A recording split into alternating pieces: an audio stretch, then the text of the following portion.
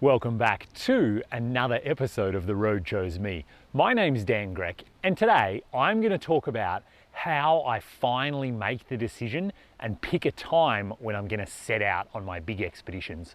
And there's no doubt about it, it's really daunting, especially when the expeditions are as big as mine. But even if I was just setting out to drive out to the west for a month, or maybe up to Alaska for 3 or 4 months, that's a difficult thing to do. How do you line up all the different moving pieces of the puzzle? And how do you finally settle on when is the best time to go? If that's something you've always wondered about, stick around. I'll get into all the details right now. There's no doubt about it, setting out on a big expedition, it's a difficult thing to do. There's so many different pieces of our lives that have to come together and have to line up. And one of the hardest things I can tell you from experience is actually going. And even before that is making the decision to go. So here we are right now, it's like early May.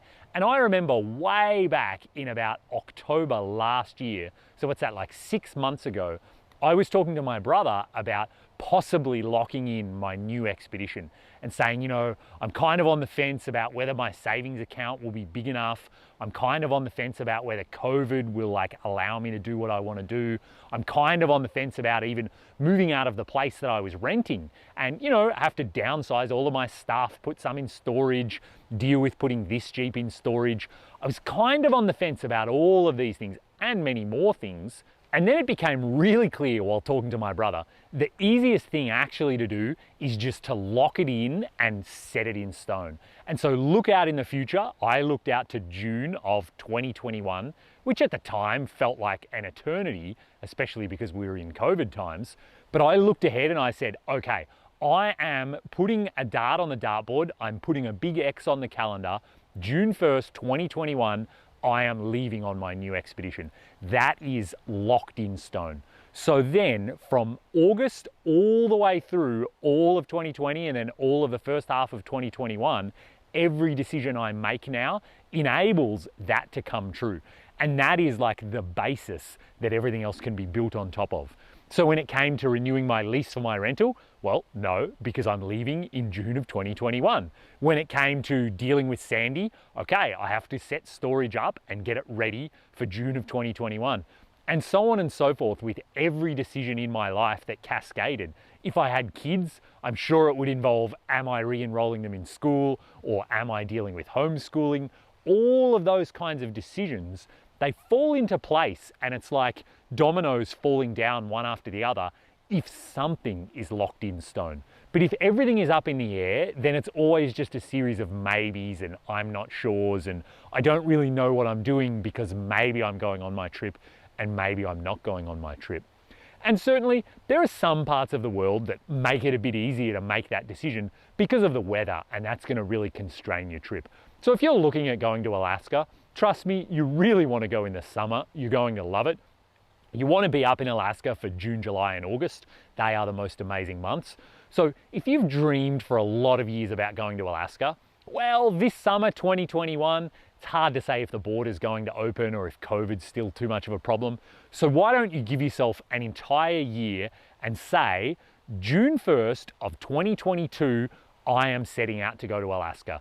Everything needs to line up for that. So I need to get leave from my job. I need to maybe rent out my house. I need to, all of those things start working towards June of 2022.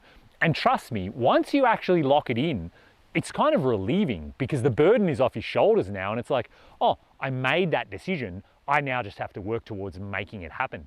But the weight of making the decision is off your shoulders and you won't feel so stressed and you won't feel so pressured because the decision's made and you say, oh, that's done, that's locked in. Everything else just has to fit around it. And you will always find a way to fit everything else around it because it's about making your dream come true. And trust me, when you're up in Alaska, when you're looking at icebergs, when it's 2 in the morning and the sun's still above the horizon, you're going to know that it was all worth it. And making that decision early on and locking everything around it is the right thing to do. Something else I really wanted to touch on in this video is that there's never really a perfect time to go. And I've bumped into people all over the world who see what I'm doing or I'm at an overland show and they say, oh, Dan, I can't wait to do what you're doing, but I've been putting it off for 10 years because I'm waiting for the real estate market to come good, or I'm waiting for some external factor to enable me. And I feel like that's the wrong way to go about it, because if you wait for the right time to go, you're basically going to wait until you die and you're never going to actually go. So instead of waiting for perfect, just lock in, I'm going to make this happen. And will it be absolutely the perfect trip? No, probably not, but it's going to be 10,000 times better than the trip that you never take. And I'm always reminded of this when I was setting out for the Pan American Highway. That's actually when swine flu was a really big deal. And I had tons of people tell me while I was in Canada and the US, they're like, you cannot go to Mexico. Swine flu is so deadly. It's such a big problem. And of course, it turned out to be a lot of overhype, and it really was no problem at all. So even though it seemed like not the ideal time to go, the actual reality was so much different than that. Same story with Africa. I tried so hard to do a diesel conversion on my Jeep. I wasted an enormous amount of money. I was backed into such a corner. I actually looked at buying another rust bucket Subaru and putting my tail between my legs and going back to my old job, as terrifying as that sounded at the time. And it wasn't until I was talking to my mom and my dad, and they said, Dan, you've worked so hard for this, just make it happen anyway. Yeah, you'll have to chop out some things from your budget. Maybe you won't have enough money to climb Kilimanjaro. Heck, maybe you'll have to cut the trip short because you run out of money. But trust us, you've organized all of this stuff, you've already quit your job, you've already packed everything into this Jeep, you're kind of ready to go. Just cut your losses, get another one, and hurry up and get on the road and start having adventures. And that turned out to be the most amazing advice. And yeah, my back was to the wall with money a little bit. I had to write for magazines. I had to really skimp on my budget. It's one of the main reasons I always cook for myself. I love wild camping anyway. So I spent less money than I was even planning to spend. I earned a bit more money than I was planning, and I managed to make it all stretch for the entire trip, and I achieved my goal. But if I had have, when the diesel engine blew up, if I had have waited and said, no, this isn't perfect, I just wasted a ton of money, I better wait another few years, well, who knows, maybe I never would have done it. And the same thing is absolutely true now with coronavirus. Lots and lots of countries now are starting to open up. Iceland, for example, have already announced if you've got both of your vaccine shots, you're welcome to go to Iceland right now. And the quarantine restrictions are changing daily, but I think the deal is they give you a COVID test when you arrive, you wait a couple of days, you have another one. If both of those come back negative, you're free to go and explore Iceland all you want. And I've never been, but I really want to go.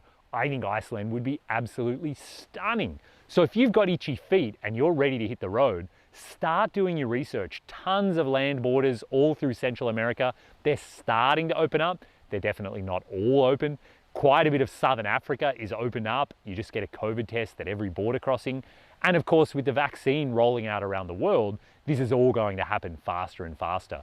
So, it may not be the ideal time to get on the road, but if you can, and you're staying within the regulations and you've got your vaccine shots, why wouldn't you get on the road? You can have an adventure now instead of looking back in 5 years and saying, gee, I wish I had have had an adventure. So I hope that's been helpful, and I hope it helps you understand how I go about gearing up and then locking in a really firm date for these expeditions. And yeah, sometimes they slip a little bit, but the idea is lock it in, and then you can start making all the decisions around it that are going to go into supporting it. Because if you're just sort of half planning on leaving, you can only half make the decisions that need to be made. And realistically, that's not going to happen. And the trip year after year will just keep getting put off and keep getting delayed. So lock it in and work towards that. It's your mission, it's your goal. Trust me, you'll be home after the trip and you'll say, wow, I can't believe it's over, time flew. That's exactly how I feel about my Africa trip. My Pan American Highway trip was 10 years ago. It's hard for me even to remember, some of the things that happened on that trip. But I tell you what, I'm extremely happy I put in the hard work to make it happen. That's an achievement that'll be with me for the rest of my life. So if this has been helpful, do hit that thumbs up button, subscribe to the channel, and I'm always looking for ideas and input what video would you like to see me bring out? What kinds of information is going to help you get on the road? I'm leaving here in just over 3 weeks, getting really close now. I'm wrapping up little jobs on the Jeep. I'm packing all of my stuff. I'm throwing some of it in storage. The Jeep will go in storage. Then I'm flying off to a new continent where I'm going to start building an entirely new vehicle and then set out on a whole new expedition, similar in scale to the ones that I've achieved before. So if you're interested in learning more, all the details are over on Patreon right now, and there's a link in the description where you can go over, start reading about the vehicle I'm building, all the design considerations, read about where I'm going, how I'm contemplating the weather, what aspects I'm considering for how remote my vehicle needs to take me versus how heavy it's going to be, all of the trade-offs. All of that information right now is over on Patreon, and it's all behind the scenes. Nobody else is going to get to know about this stuff for at least another month, maybe 2 months.